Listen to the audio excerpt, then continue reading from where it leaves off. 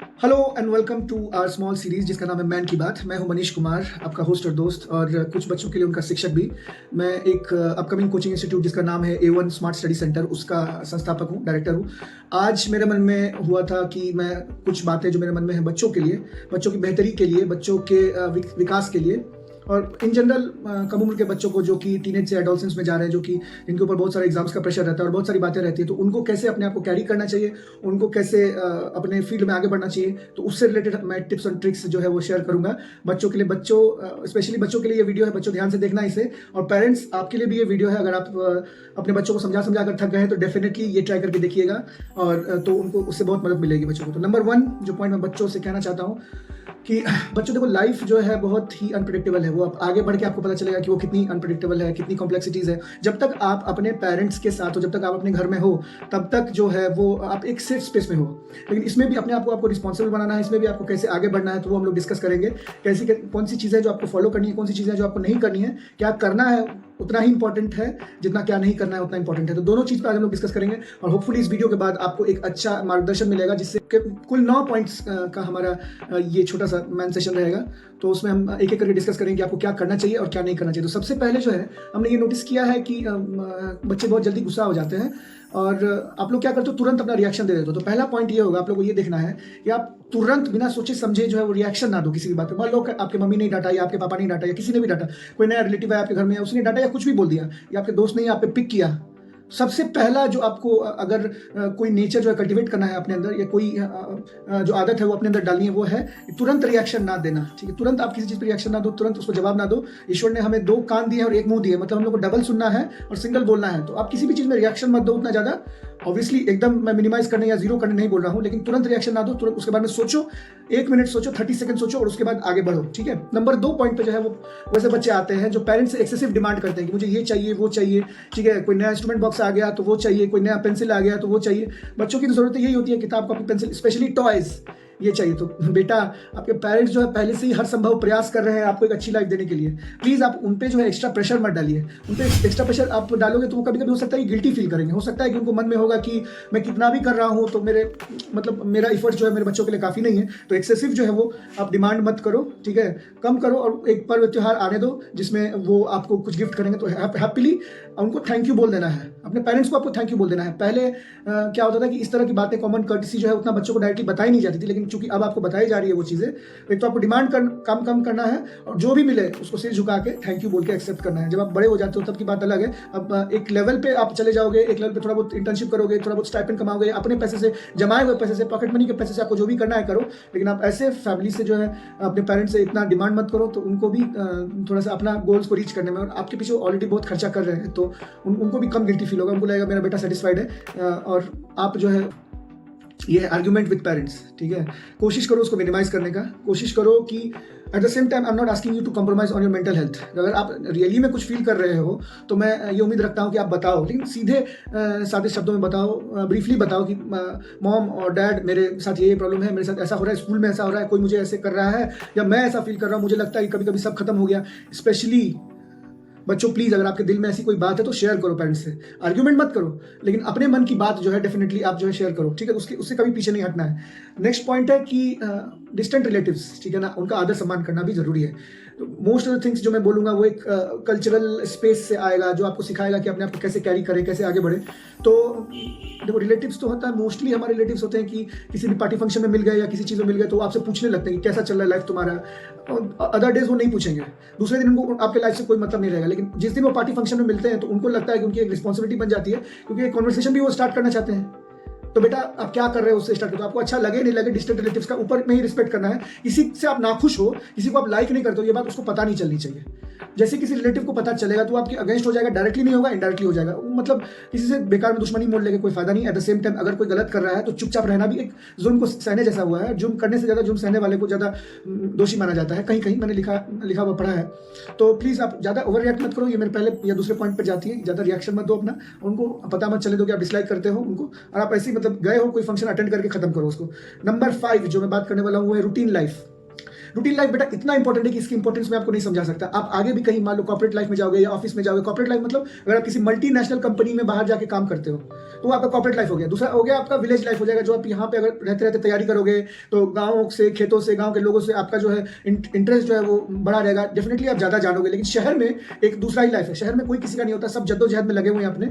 ऐसा भी कहना जो टोटली रॉन्ग होगा कि कोई किसी का नहीं होता। वक्त पड़ने पर बहुत सारे ऐसे लोग हैं जो काम आते हैं, अच्छे और बुरे हर जगह पर है।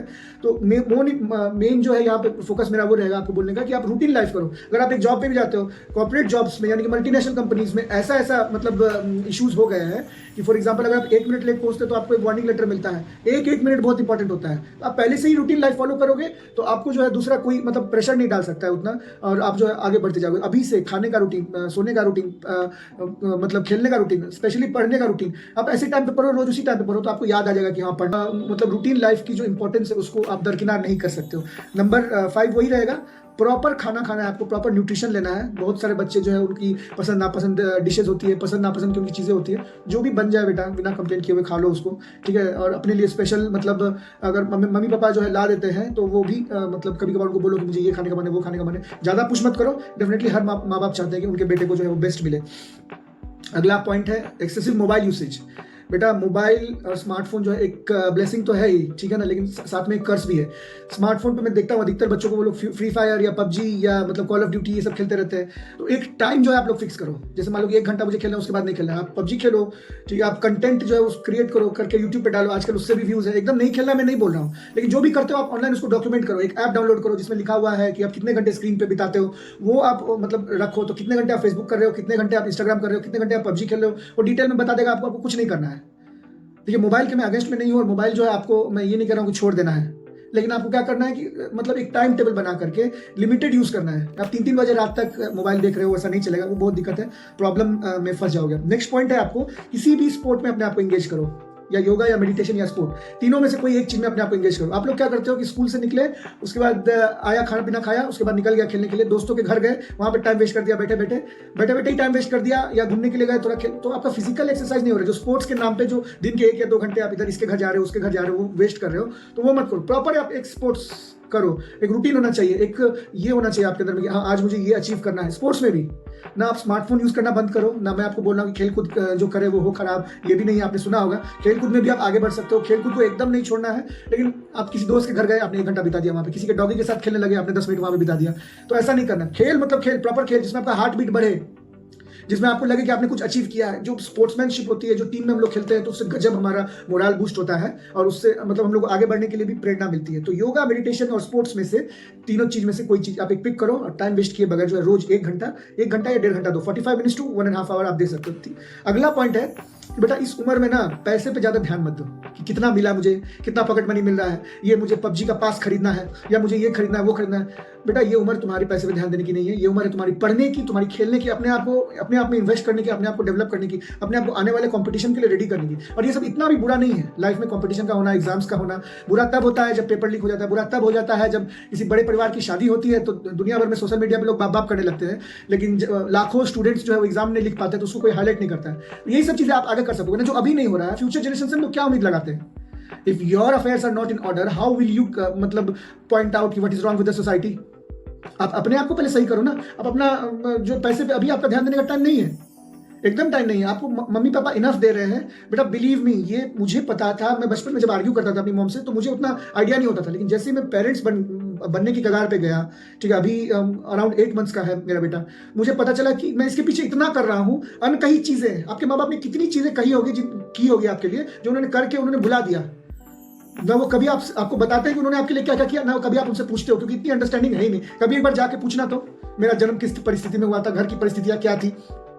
बेटा अभी तक हमारा डेवलपिंग नेशन ही है, 2047 तक बोल रहा है कि डेवलप हो जाएगा, लेकिन हमसे पहले भी बहुत वादा किया गया है। कंप्लेन मत करो, जॉब हर जगह है, ठीक है, लेकिन एट द सेम टाइम अपने मेंटल हेल्थ का भी ख्याल रखना है आपको।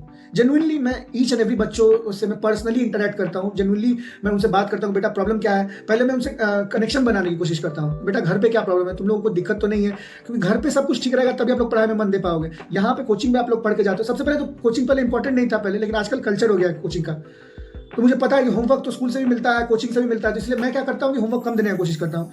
मेन कॉन्सेप्ट जो आपका क्लियर होना चाहिए। कोचिंग जाने के एक और बेनिफिट अगर आप पूछोगे तो वो ये, फॉर एग्जाम्पल आपने एक चैप्टर पढ़ा मैथ्स में, सर्कल या क्वाड्रिलेटरल या कुछ भी पढ़ा, आपने सेम चीज आके कोचिंग में पढ़ लिया तो आपका रिवीजन हो गया। सेम डे आप उसका होमवर्क बना लो, सर को बोलो कि सर जो स्कूल में पढ़ाया हुआ वही वाला पढ़ाइए। मेरे बच्चे तो कभी कभी ऐसा करते हैं, मैं obviously I comply with them, because ऐसा नहीं है कि मुझे उनको होमवर्क के बोझ से लाद देना है, ऐसा नहीं है। If any teacher thinks like that कि I don't want to teach today और मैं आज होमवर्क दे दूंगा, तो ऐसा आप लोग बिल्कुल गलत सोच रहे हो। प्लीज बच्चों के साथ ऐसा मत करो। जस्ट बिकॉज कि आपका मन नहीं है पढ़ाने का, आपने उसे 4 पेज दे दिया लिखने को, उससे कोई फायदा नहीं। अगर लिखने को देते भी हो तो राइटिंग में जो है वो पार्ट्स ऑफ स्पीच का नाम लिख दो, या कोई भी बेसिक चीज जो लिखते लिखते भी उसको याद हो जाए। थोड़ा बहुत अपने ऊपर भी जो है इन्वेस्ट करना है, दोनों को, दोनों पार्टीज को, मुझे भी खुद इन्वेस्ट करना है और बच्चों को भी इन्वेस्ट करना है। इन्वेस्ट जो है सिर्फ पैसे का नहीं होता है, इन्वेस्ट समय का भी होता है और इन्वेस्ट एनर्जी का भी होता है। तो ये पॉइंट थोड़ा ज्यादा खिंचा गया कि पैसे का चक्कर बाबू भैया बोलता है ना। अभी बेटा तुम्हारा उम्र नहीं है कम से कम 18 या 21 से पहले, जब तक तुम कमा नहीं रहे हो या तुम्हारा कोई स्टाइपेंड तुम नहीं निकाल रहे हो, तो अभी तुमको पैसे की तरफ ध्यान देने की जरूरत नहीं है। तुम्हारे माँ बाप जो है इनफ मेहनत कर रहे हैं तुमको to give you a good life, तो अभी उसके पीछे आपको टेंशन नहीं लेना। हमारे कोचिंग में ये बहुत स्पेशल फैसिलिटी ये है,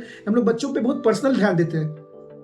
हम लोग कोशिश करते हैं उनसे कनेक्शन बनाने की। हम लोग ये सोचते हैं कि उनको यहाँ पे भी एक पढ़ने वाला माहौल मिले और उनको एक अप्रोचेबल माहौल मिले, जो उनके दिल की बात वो कह सके, ठीक है, और वो आगे बढ़ते रहे इस तरह से। क्योंकि बच्चा जो है पेरेंट्स के बाद टीचर की रिस्पॉन्सिबिलिटी होती है। कुछ लोग तो ये भी कहेंगे कि सबसे पहले टीचर की ही रिस्पॉन्सिबिलिटी होती है, क्योंकि कहीं मैंने एक दोहा पढ़ा था जिसमें इसका मतलब ये था कि गुरु और गोविंद, मतलब मेरे शिक्षक और जो है भगवान, दोनों आसपास खड़े हैं, मैं प्रणाम करूं तो किसको पहले। ये थोड़ा सा मैं सेल्फ प्रेज भी हो जाएगा, लेकिन मैंने ये कहीं पढ़ा था। तो गुरु गोविंद दो खड़े काके लागू पाए, बलिहारी गुरु आपने गोविंद ये बताया। मतलब प्रणाम गुरु जी, आप बहुत बहुत धन्यवाद कि भगवान के बारे में भी आपने ही बताया मुझे, तभी मुझे पता चला कि भगवान होते हैं। इन सम केसेस पेरेंट्स ने बताया, लेकिन यहाँ पे मतलब आप समझो कि जिस्ट समझो इस बात का कि वो मतलब कहना क्या चाह रहा है। दूसरा है कि मेंटल हेल्थ, नेक्स्ट पॉइंट जो मेरा मेंटल हेल्थ पे ही था। बेटा when I was giving you a series of instructions, मैं पॉडकास्ट पे भी बोलता रहता हूँ, स्पॉटिफाई पे भी प्लीज आप लोग your daily days of info उसको फॉलो करो। बच्चों से मैं रेगुलर बात करता रहता हूँ। तो मेरी एक बहुत ही अच्छी दोस्त, मेरी स्कूल टाइम की दोस्त, उसने पॉइंट आउट किया कि तुम जो है दूसरे टीचर्स की तरह ही इंस्ट्रक्शंस दे रहे हो।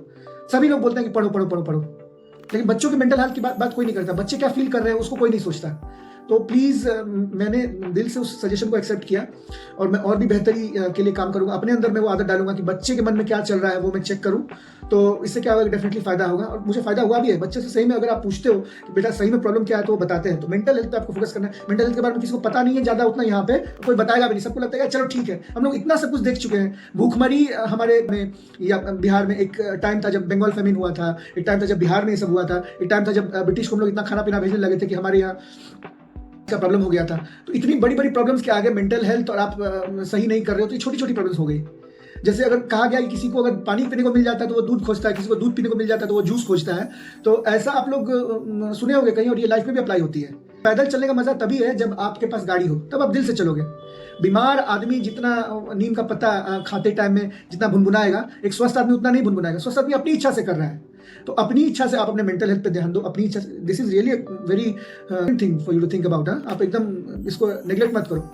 स्कूल में जा रहे हो, स्कूल में बुलिंग हो रही है, ठीक है, आप रिएक्शन दे रहे हो बहुत ज्यादा, कभी कभी वो भी कारण हो सकता है। दूसरा कि बच्चों का नेचर ही ऐसा होता है कि वो कहीं भी आप नई जगह जाओगे, स्पेशली लड़कों में टेस्टोस्टेरोन होता है तो वो डोमिनेट करने की कोशिश कर सकते हैं। ये इवोल्यूशनरी चीज है, इसको आप रोक नहीं सकते। कोई जरूरत से ज्यादा आपको बुली कर रहा है तो आप डेफिनेटली उसको रिपोर्ट करो। थोड़ा बहुत दोस्तों में हंसी मजाक चलता है, लेकिन सामने वाले को चांस मत दो। उतना स्टार्टिंग में उतना बिलीव करने की जरूरत नहीं है कि दोस्त के सामने दिल खोल के रख दिया, फिर बाद में वो आपकी कमजोरी जान करके आपके अगेंस्ट में जो अगर यूज कर लेगा तो आप क्या करोगे। मैं ये नहीं बोल रहा आपको भड़का नहीं रहा हूं कि अपनी दोस्तों से दोस्ती तोड़ लो, लेकिन जो अपना प्लान, अपना स्ट्रेटेजी, चाणक्य ने भी कहा था कि आप किसी को उतना क्यों आपको पब्लिश करना है, इतना आपको सोशल डोमेन में अपनी चीजें क्यों शेयर करनी है। हालांकि बहुत लोग शेयर करते हैं क्योंकि सोशल मीडिया के पॉजिटिव इंपैक्ट्स भी हैं, तो उस पर भी ध्यान देना है। तो मेन चीज है कि मेंटल हेल्थ, यहाँ पे उसके बारे में बात कर रहे थे, बुलिंग के बारे में भी हमने बात किया। लास्ट पॉइंट जो है, ठीक है, वो ये है कि बेटा ऑल राउंड डेवलपमेंट करना है।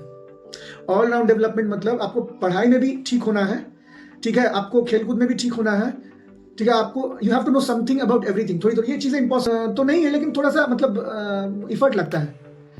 बेटा देखो, एक इंपॉर्टेंट चीज मैं बता रहा हूँ कि अगर आप 95-98% से ऊपर नहीं ला रहे हो, तब तो आपको दिल्ली यूनिवर्सिटी या ग्रेजुएशन करने जाओगे तो एक बढ़िया कॉलेज में आपको नहीं मिल रहा है। मोस्टली आप 95 से ऊपर ला रहे हो तभी आपको अच्छे कॉलेज में मिल रहा है। 98-99% कट ऑफ जाता है, लेकिन मोस्टली सारे बच्चे 95 से ऊपर नहीं ला पाते ना। मोस्टली एवरेज होते हैं, 60 to 80% जो होते हैं वो होते हैं। तो अगर आपका 61% भी है या 55% भी है, उसमें भी लोगों ने कॉम्पिटिटिव एग्जाम निकाला है। आप एक पर्टिकुलर क्लास में कैसे हो वो एक्चुअली डिफाइन नहीं करता कि आप आगे कैसे होगे। पूरा स्कूल कोई पढ़ाई में खराब हो सकता है, बाद में मेहनत करके वो अपने आप को वो इंप्रूव कर सकता है। पढ़ाई मतलब क्या बेटा, पढ़ाई मतलब क्या ये बताओ। पढ़ाई मतलब खुद को अपने आप के लिए तैयार करना। एग्जाम के लिए पढ़ते हो तो एग्जाम के लिए पढ़ोगे। जिस एग्जाम की आप तैयारी कर रहे हो, चाहे आप कॉम्पिटिटिव एग्जाम की तैयारी कर रहे हो या फाइनल एग्जाम की तैयारी कर रहे हो, सिलेबस को दिमाग में रखना। सिलेबस ही आपका गुरु मंत्र है। सिलेबस में जो रहेगा वही पूछना। अगर आउट ऑफ सिलेबस क्वेश्चन कोई करता है तो आप उसको बोल सकते हो कि सर आपने तो कहा था कि इतने दूर से आएगा, तो आप तब आपके पास पावर आ जाता है। लेकिन चाहे आप कॉम्पिटिटिव एग्जाम दे रहे हो, चाहे आप क्लास की एग्जाम दे रहे हो, syllabus is your Bible, syllabus is your Gita, syllabus is your Quran. बेटा सारी चीजों पे हमने बात की, हमने मतलब जवाब देने की बात नहीं की। डिमांड ज्यादा मत करो, ऐसे बोला, ठीक है। आर्गुमेंट मत करो, आदर सम्मान करो सबका, रूटीन लाइफ करो, टाइम पे जो है प्रॉपर खाना खाओ, मोबाइल यूसेज कम करो, मेडिटेशन, स्पोर्ट्स और पैसे से ज्यादा मतलब ना रखना, वो सब सारे बारे में हम लोग बात की। लेकिन अगर एक चीज आपको याद रखना है इस पूरे डिस्कशन से, तो मैं यही सलाह दूंगा कि life is not that hard, it's only as hard as you make it. ठीक है ना। अगर आपके पास सर पे छत है, अगर आपके पास पेरेंट्स है जो आपका ख्याल रखते हैं, अगर आपको 2 जून रोटी मिल रही है, तो आप बहुत लोगों से ज्यादा भाग्यशाली हो। प्लीज प्लीज प्लीज कभी बिगर पिक्चर के बारे में सोचो। कभी सोचो कि आप कैसे दूसरों के काम आ सकते हो, क्योंकि असली मजा, असली रिवार्ड भी उसी में है। जेफ बेजोस या बड़ी कंपनी का फाउंडर रहा होगा, biggest plus point is of becoming service to others. उसने कुछ ऐसा कहा था। फेसबुक एग्जाम्पल $1 बिलियन कंपनी बना, अमेजॉन $1 बिलियन कंपनी बना, तो उसने क्या किया ये बताओ। उसने लोगों का लाइफ आसान किया। लोगों का लाइफ आसान करने का आप ऐसा कोई प्रैक्टिकल तरीका सोचो, या कोई रोबोटिक्स वाला तरीका सोचो, या शेरो शायरी से लोगों का मनोरंजन करो। लोगों का लाइफ आप जैसे ही आसान करते हो, पैसा आपके पीछे आएगा। आप काम भी करते हो किसी कंपनी में, तो कंपनी के ओनर का लाइफ आसान कर रहे हो, तो वो आपके टाइम के अगेंस्ट में आपको पैसे दे रहा है। आपके टाइम के अगेंस्ट में आपको पैसे दे रहा है। इतना याद रखना कि टाइम के अगेंस्ट में जो पैसे कमाता है वो जिंदगी में उतना अमीर कहीं नहीं हो सकता है। हम लोग आगे भी दूसरे वीडियो में बात करेंगे कितने पैसे की जरूरत है हमें, कितने पैसे से हमारा गुजारा हो सकता है। तो उसका डिफिनेशन ये होगा बेटा, जहां खाने का मन हुआ वहां खा लिया, जहां से इलाज कराने का मन हुआ वहां से इलाज करा लिया, जो सर पे छत रही, ठीक है, किचन में गैस रहा, पंखा चलती रहे क्योंकि बिजली का बिल टाइम पे कर दिया। ये सब छोटी मोटी चीजें हैं और आदमी की इच्छा का अंत नहीं है। तो आज बहुत सारी बातें हुई। मैं आशा करता हूं कि आप जो है थोड़ा बहुत 10 नहीं तो कम से कम 2-4 बातें मान लोगे तो मेरे लिए बहुत भला हो जाएगा। प्लीज आप इस पे ध्यान देना, ठीक है। And good luck for exam. सिर्फ 1 महीने बचे हैं, तो मैं मिलता हूं आपसे अगले वीडियो में। तब तक के लिए